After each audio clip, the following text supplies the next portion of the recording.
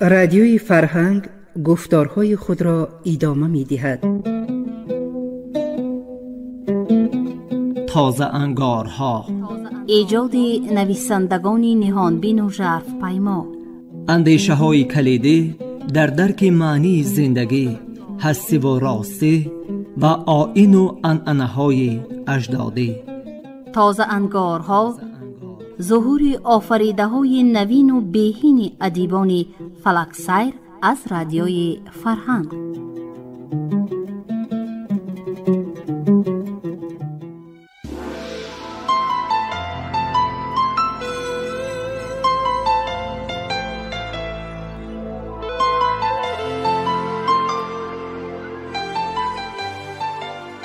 السلام علیکم شنوندگان عزیز.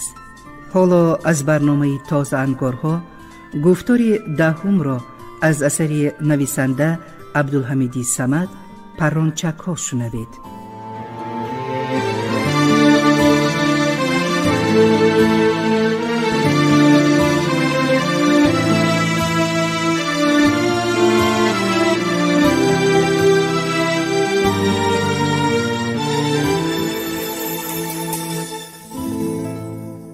از روز خود را میشناسم این خصلت مثل کنه به من چسبیده مدام آزارم میدهد، لیک آن را ترک کرده نمیتوانم. خیر، دل که عادت کرد از دست آدم چی می آید؟ گپ بین خودمان ماند، مبادا کسی یگان سخن نیشتردار بگوید در حال به دلم علو میریزد و به خود صد سوالی چرا؟ برای چی میدهم؟ بعد رفته رفته نم میکشم و از آدمی که مرا رنجانده است به هر واسطه نقار گرفتنی میشوم.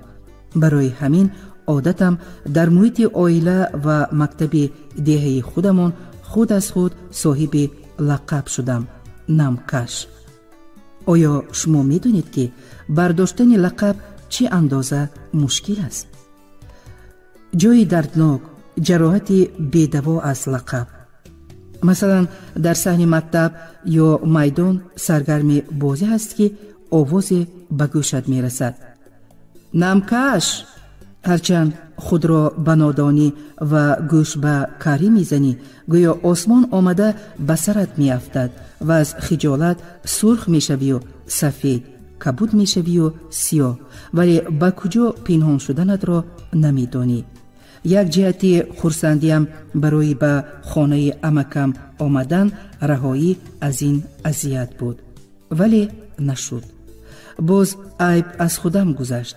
سری دسترخوان زرینه و مشکینیسا کشاکش کرده چای را ریزاندند. مادرشان آنها را تنبیه داد، اما اوضاع من بیجا شد. در حال از خوراخوری دست کشیدم. عمکم و زوجهش هر قدر اصرار کردند دیگر به دسترخوان ننگریستم. عمکم ناراضیانه به همسرش تیغ نگاهش را افکند.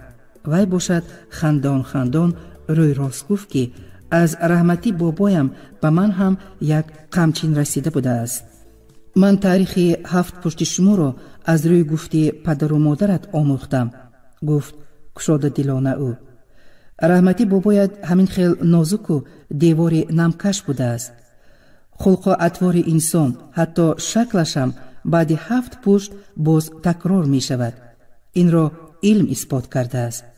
خفه نشو مولا نعیم، راستش را گویم از همان گنج بابایی به تو هم یک خیروار رسیده است، یا نادرست می گویم؟ پرسید او و سرم را مادروار سیله کرد. دلم ته کشید و در بدنم عرق خنک پیدا شد. آخر این گپ تلخ و علم آور هم باشد حق است و بارها دیگران نیز آن را به من گوشرس کردند. هرچند میراث اجدادان عزیز است، باز گفت وی، از این خیلش باید دست کشید. گاه از علم می سوزم و خود به خود می گویم چرا به دیگران از اجدادانشان مال و ثروت میراث مانده است و به من همین خصلتی بد، کمگپی عمکم، کارچلانی و پول دوستی و با دیگری های اکی عبدالخالق میراثی کی است؟ به این سوال ها الحال جواب انیق نیافتم. جراحای مبادا هزل کردنی شوند می گفتند که پیشکی آگاه می کنیم دیوار نم نکشد، این گپ ها به کسی دیگر دخل دارند. همین گپ هم در دلم یک دنیا شبهه می انداخت، آزارم می داد. بعد سیل کدورت به طغیان می آمد و نهایت با بهانه دیگر با مشزنی و لباس درانی انجام می یافت. در خانه عمکم مدام احتیاط می کردم که این خصلتم را کسی نفهمد. آخر این نقصانی من است. کی می خواهد که جرمش فاش شود؟ غیر از این بچه ها دایم برای مسخره کردن من بهانه می جویند. شاید در جای بیگانه به نظرشان مثل گوساله علا می نمودم.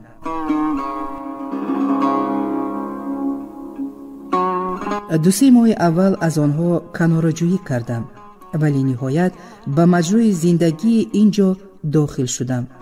خیر تا بکی مثل چوغز سری تنها عمر می گذرانی. بار بعد درس فوتبال بازی کرده شلپه رو گرسنه شدیم. بچه از روی عادت ندا کرد. در تگ پای من چیست؟ نخود، جواب داد بچه دیگر.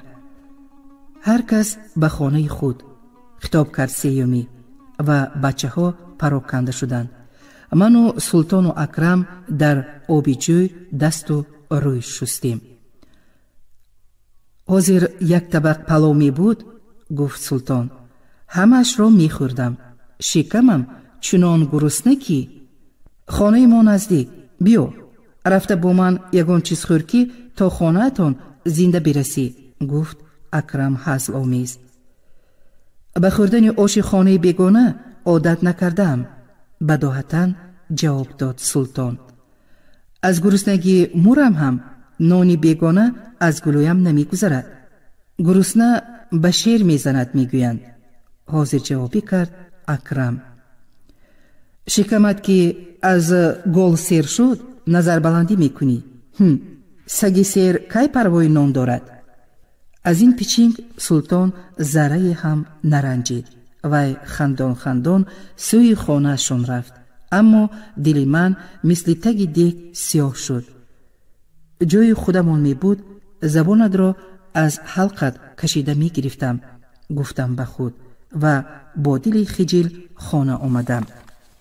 پس از این گفتگو 2 هفته رسا مرغ کرک برین از خانه نبر آمدم و با آشناهای نوم که هر روز مرا به فوتبال بازی دعوت می کردن گپ نزدم. امکم مگر این را پای برد که بار کنجکاوانه پرسید. مولا نعیم، چرا با جوره دیگر بازی نمی کنی؟ نمی خواهم، مبهم جواب دادم به او و بهانه آوردم که کتاب خواندن اولادتر است. درست، کتابخوانی بهتر، دانش و سوادت کامل می شود. لیکن از این گپت مولا نعیم بوی دروغ آمد، گفت امکم و رموزگیرانه تبسم کرد. راستش رو بگو، چرا از بچه ها می کیبی؟ هر خیل گپ می زنند. ناعلاج اقرار کردم. با تو؟ چی می گویند؟ امکم به حیرت افتاد. نه، بین خودشون به من چیکار دارند؟ آهنگ گپ را دیگر کردم. دلم به بازی کشال نیست. خیر، تو هم گپ زن، گفت امکم و پس از اندیشه زیادی دلسوزانه افسود.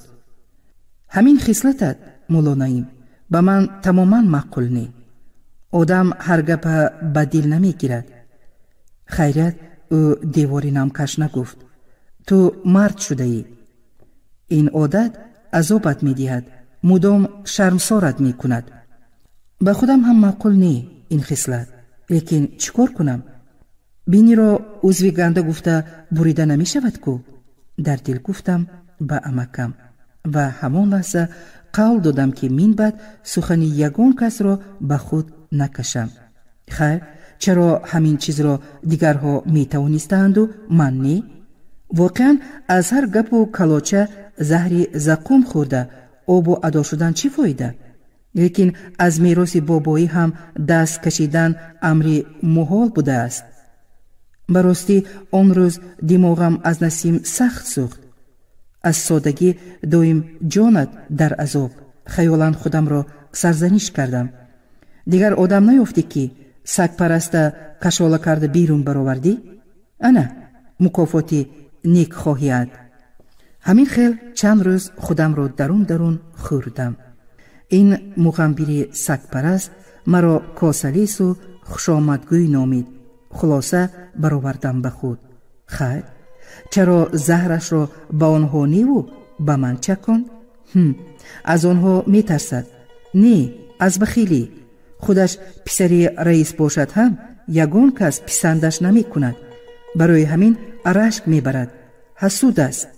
بوم پستکت را یافتی. خطاب کردم در دل و خون نیقار طلبیم جوشید.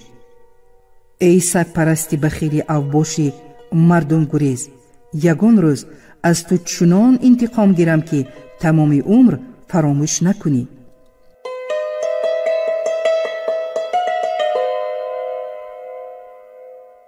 همان روزی بی‌دماغ به آشخانه در آمدم. طبع آدم خوش نباشد اشتهایش می گریخته است، ولی از روی عادت درسترش برای فریب شکم یگان چیز خوردنی بودم. آشخانه مثل بازار پرغوغا بود. کتابدانم را روی کرسی گذاشته کاهلانه به نوبت ایستادنی بودم که آوازی رحیم بیگ به گوشم رسید. مقسومی خواب آلود، اینجا بیا. گوش به کاری انداختم. آخر امروز خود را از او و قیس دور گرفتنی بودم. مقسومی خواب آلود، کار شده ای؟ با آوازی بلندتر فریاد زد او. اطرافیان شوپه آمیز به یکدیگر نگریستند. این مقسومی نو برآمد خواب آلود کی باشد؟ از این تیارخورها در یگان عصر جای گریز نبوده است. خود به خود غرغر کرد جوانی تا سری لاغر اندامی عصبی نما. در حالت ناهنجار ماندم. گمان کردم که گوشها و رویم تاج خروس بر این سرخ شدند. ناعیان از قطار برآمده سوی رحیم بیگ رفتم و الکی نزدی کاسه راست می ایستاد و با آشپزنی فربی شوخی داشت. خیالم که در این لحظه نسیم از کدام گوشه به من می نگریست و ریشخند زنان می گفت. گفتم که تو به اینها زیسته نمی توانی. گفتن گیرد. چرا از وی ترسم؟ گفتم به خود و در بون گوشی رحیم بیگ رنجش آمیز پیچی راست زدم. ای گرنگ، آیسته جیغ زنی نمی شود؟ اما او به من اعتبار هم نداد. شاید گپم را نشنید، زیرا به آشپزن خوشگویی داشت. خوشگویی کجا؟ گپ فروشی، سخنهای بی مغز، فچ و لج.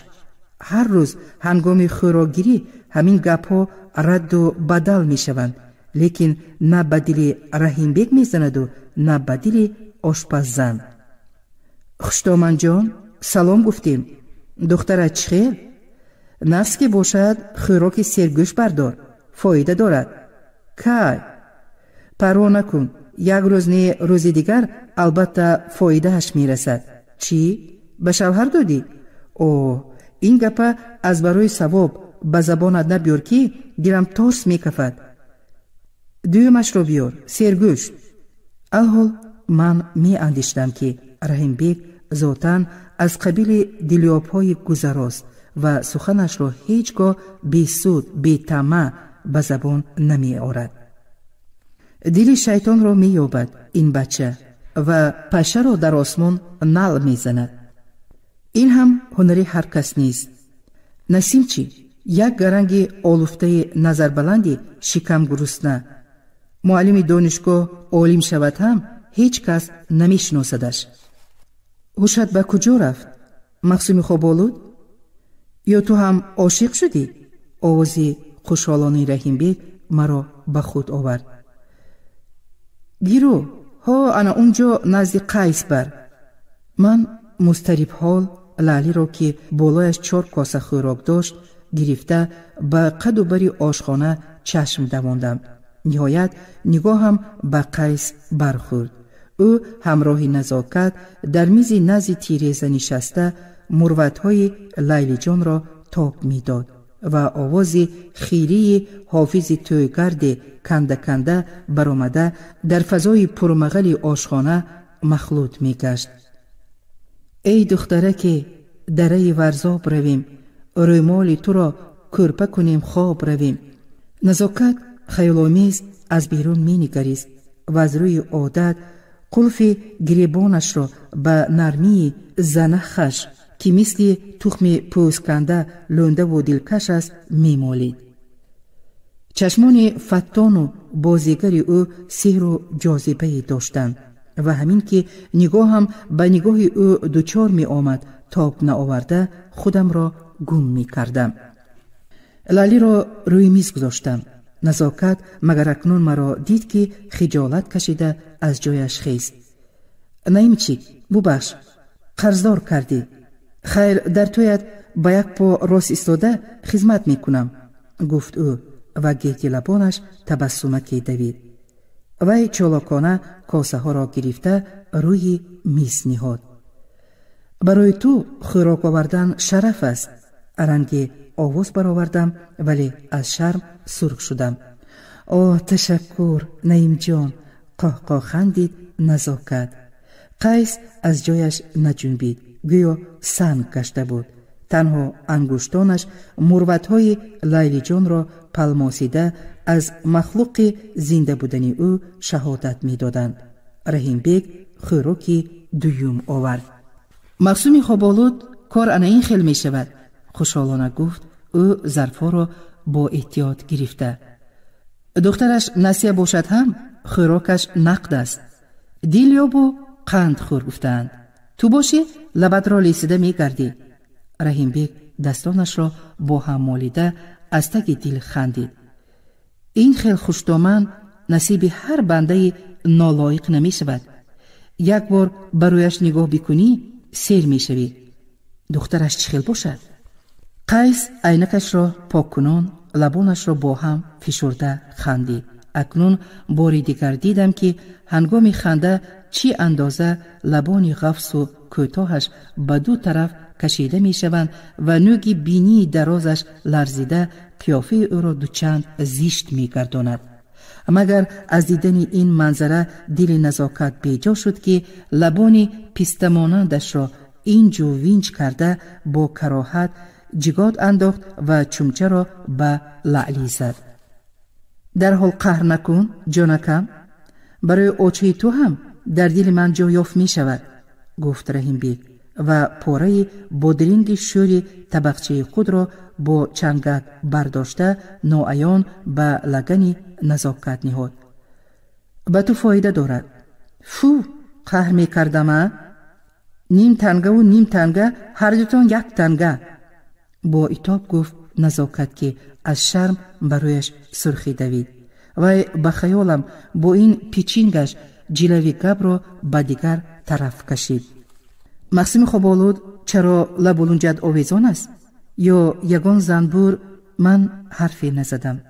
خود را ناهنجار حس کردم و دلم تنگتر شد. در چنین حالتها مبادا به صحبت شریک شوم بیشوپه از دهانم گپ تلخ می براید. سپس عذابش را می کشم. ها، سخن گفتن آسان ولی باری آن را برداشتن مشکل. تو به جای همه کوری عصا یافتگی برین خرسندی. ناگاه نیش زد نزاکت. شب خوابی نغز دیدم جانکم. از بالای کاسه خوراک اندکی سر برداشته گفت رحیم بیگ. میدونی به خر سفید سوار شده در خیابان شهر های سیر کردم. خدایا، خر هم اینقدر زیبا می شده است. خرد و کلان به تماشا برآمده بودند. نخواد، ندا کرد قیس و به رحیم بیگ دیده دخته پیچی راست زد. برای همین سحر از درس گریخته رفته لاتریه خریدی. تو هم بلا. نیتی ناس نیمی دولت آشنا. دولونجا خورا خورده جدی گفت رحیم بیگ. یک دسته گرفتم. خیر یک ماهانه صرف شد. دلگواهی می‌دهد که این دفعه ماشین میبرم. از غایت هیجان نان در گلوی او درماند. تعبیر خوابت نیک است، مثل کلان سالان با تحمل گفت قیس. همان وقت من خواب دیدم که کسیر کلخوزمون عبدالجمیل به من تایخر بخشید. سحرخیزم روی حولیمون جیگولی نو استاده است. او پس از اندکی خاموشی افسود. خری کلان ولگا بودگیست، رنگش هم نغز. او از زبانت گردم. رحیم بیگ از جایش خیست و سری قیس را بین پنجه هایش داشته از لبانش بوسید. همین گپت راست براید جانم را فدا می کنم. این حالت چنان تیز رخ داد که نزاکت اول چیزی را سرفهم نرفت. نگاهی حیرت آمیز به آنها دوخته میشگانهای درازش را تیز تیز به هم زد. من مثل آدمی گناهکار از نشستگان که از این تماشای بیپول ذوقیده پیچیر پیچیر داشتن روی گرداندم. قیس گرنگاگرنگ با دست روی مول لبانش را پاک کرد. چهره گندمگونی رحیم بیگ شکوفان بود. ناگاه در قعر دلم خنده سر زد و مثل ولقان به طغیان آمد. زور زده آن را فرو می نشاندم. مخصومی خواب آلوده، کفی پایت را یگان کس خورید؟ چرا دایم درباره ماشین سخن میگویی؟ چی برای تو از گور قیامت گپ زنم؟ نه، به گپ‌های دیگر هم قحطی نرسیده است کو. مثلا درباره درس، کتاب، زندگی. یک گپ به نوک زبانم آمد. خواستم آن را نهان دارم ولی نشد. درباره نزاکت. قیس جان، به این مخصوم خواب‌آلود خودت فهمان؟ در جایش درست‌تر نشسته رنجش آمیز غورید رحیم بیگ و باز به من روی آورد. حالی هم درس به دلت نزده است؟ نزاکت نزاکت از آن خودم. او چشم و ابروانش را بازی دارانده صدقاً خندید. نزاکت هم ماشین حساب لیکن دو پا. تو غمی نزاکت را نخور. در پایش چنان زولانه زدم که با آسمان هفتم پرم هم از پسم می رود. یا گپم نادرست؟ پوک.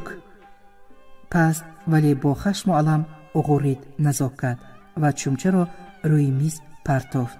بیش شر. گوش کن، خر چول داشت یا نه؟ به قهر و عتاب نزاکت اعتبار نداده پرسید قیس. رحیم بیگ دمی خاموش شده به خیال رفت. در یادم نیست، لیکن خر بود، گوش و دم داشت. بی‌پروا جواب داد او و از قیس خواهش کرد که یگان سرودی شوخ را ماند. من با گوشه چشم به نزاکت نگریستم. رنگ روی دخترک مثل روی مال سرش پریده بود. چشمان پرخمار شهلایش حزنی داشتند. اکنون در چهره او دیگرگونی را مشاهده کردم و دلم ته رفت. روی وی نسبتاً پره، لبان مهینش یک کمی غوستر می تافتند. پوست گلگونی رویش که مثل کلچه شرمال دلکش و مانند بریشین جلاداری بی جرم بود، الحال به نظرم کبودتاب می تافت. در پشت لب، بالای ابروی اسمه کشیده و جا جای رویش داغ پیدا شده حسن او را اندکی می کاست. دین زور شده، خودم 5 کیلومتر ماشین راندم. به کتف من دست زده گفت رحیم بیگ. باور نمی کنی؟ انا قیس شاهد. از 3 ماشین غری گذشتم، لیکن وقتی میلیسه را دیدم از ترس جان از دست و پایم برآمد. خودم همراهت باشم، از میلیسه نترس، گفت مغرورانه قیس. سردار میلیسه های شهر آشنای پخند. 10 بار حجتم را گرفتند، لیکن باز خودشان آورده با 2 دست ادب سپاریدند. ها، با همان احوالی که شب سال نو من به دستشان افتادم، کسی دیگر می بود حاضر در پس پنجره نون خشک می خورد. قیس خندید. لیکن دیکن آشنا سخت ترسید. گفتم پروا نکن. اول نزاکت برخیست. چهره او نهایت تیره بود. ماشین خاصیت عجیب داشته است آشنا. در گوش قیس با وجد داد میزد رحیم بیگ. هر قدر تیز رود باز گاز را بیشتر زیر می کرده ای. می خواهی ماشین بال برآورد و پرواز کند. کیفیتش هم در همین. بیرون برآمدیم. نزاکت از ما جدا شد. او با سری خمیده ولی با شتاب می رفت. 2 میله موی قیر برین سیاه و درازش در بند میانش الوانج می خورد. های، نپرسیده کجا می روی؟ در جایش استاده فریاد زد رحیم بیگ. این موی درازی عقل کوتاه را بین. در پایش اشکل زده باشی دیگر چی می ترسی؟ هی هی هی خندیده گفت قیس. اکنون تو عجلش باشی هم از دنبالت می آید. دیلم به حال نزاکت سوخت. دخترک با همین حسن و جمال رسایش مثل کپ به دامی بلا افتاده است.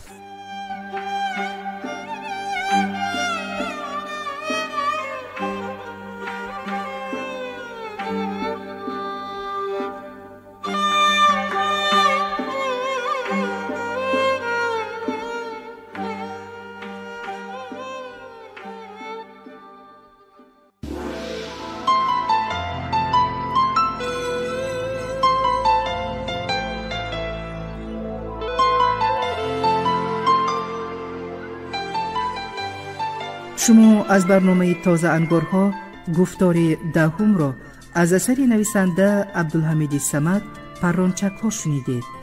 برنامه را اینها آماده نمودند: راوی قطبی اکرامی، صدابردار امام علی زیایف، کارگردان برنای نظام.